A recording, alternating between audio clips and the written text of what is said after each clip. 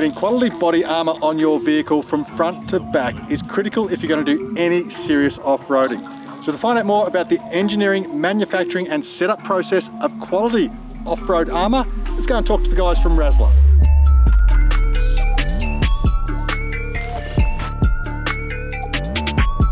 I'm Rob Patterson, I'm from Rasslar Engineering. We're a small four-wheel drive accessory manufacturer in Lilydale, Victoria. We specialise in front bars, RockSliders, rear bars and dual cab conversions.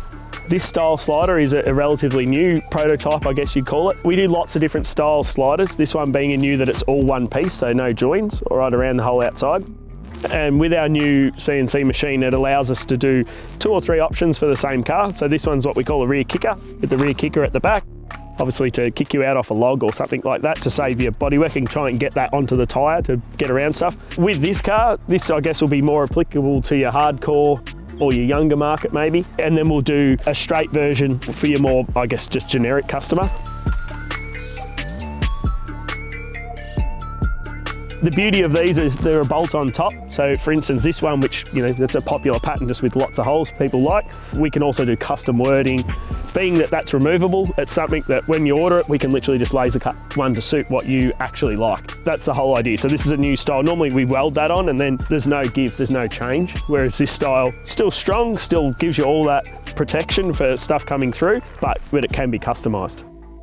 I think one of the biggest misconceptions is the term slider and step. A lot on the market are a step. They do that well. They're single tube, they're lighter tube. They are made for putting stuff on your roof rack. They're made for keeping branches off your car. They're not ever supposed to be that, so they might get a bad name. Oh, I bent my... People call them rock sliders, but they're just a traditional step. Whereas a rock slider is always 2 tubes. So it's got the sill protection being the back tube, and the outer tube is obviously to hold you off branches or rocks or something you're going along more so than on top of. So you've got that double rail. That's what makes it a rock slider.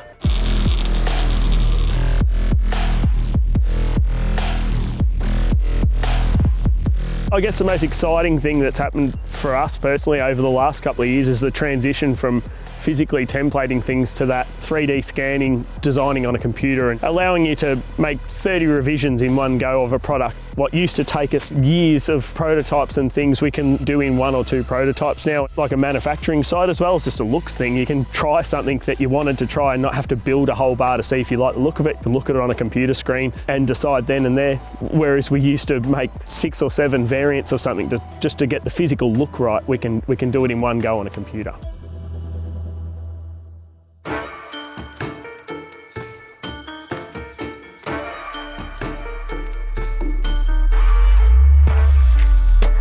So obviously the main benefit to fitting a rear bar is increased departure angle, rear body protection, so obviously for dropping on rocks or a log flicking up, those sort of things, and the ability to carry a larger spare, which most cars can't house a larger spare under the car. All our rear bars are a full one-piece steel design, so full welded on wing, there's no parts to come loose, it's a full one piece. Obviously the most common part to knock on a bank or drop on a rock is these corners, so they need to be exceptionally strong.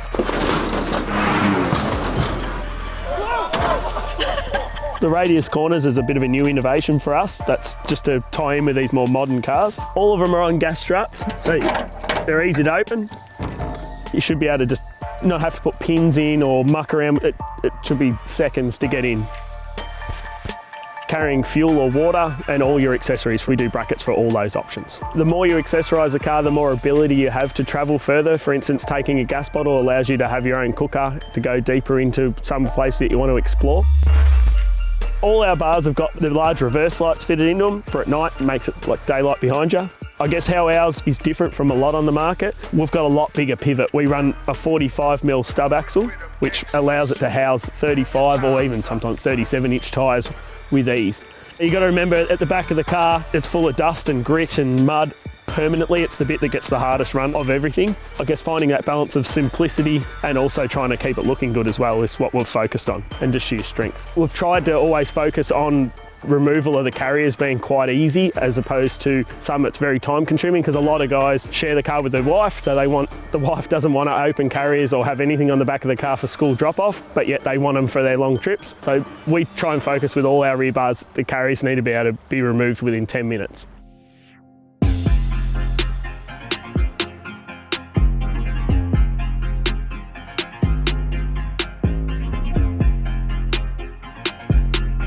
Normally when people start out, they would start with a front bar so they can house a winch and spotlights, them being the two most, I guess, critical things to get you started so you can self-recover. From there you'd go into a RockSlider because that's the most easily damaged part of your vehicle.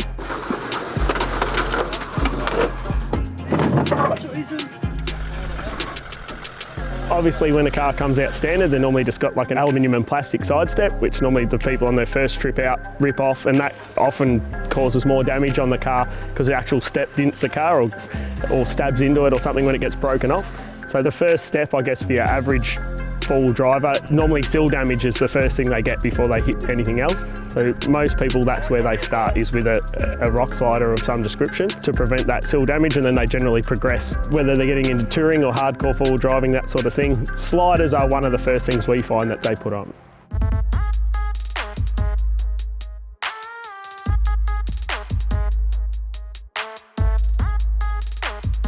I hated colour coding, and then I've fallen in love with it over the years now. It's something I wasn't really about in the earlier stages, but as we do these more modern vehicles, you realise how much colour coding to your vehicle really highlights body lines, crispness. That's the final finish, I guess, of these cars as they're getting more modern.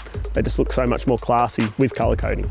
To date, the 300's been, I guess, one of the most complex cars that we've had to produce something for. The Patrol, the new Y62, gave us a taste of trying to modernise a product that's typically always had a fabricated look. And then the 300, I feel, with more technology and better things available to us, we've been able to really modernise the product to suit body lines, to tie into the car and not look like an accessory, I guess, to look like it's meant to be there. Over the years, we've tried lots of different options, from zinc plating with time and with trial and error, sandblasting, zinc powdering, and then a top coat of black powder coat has been the most durable. That also allows you then from there to colour code the outside to suit your car. Colour coding nowadays is by far the most popular that we do. Nearly everything we do is colour coded to your vehicle.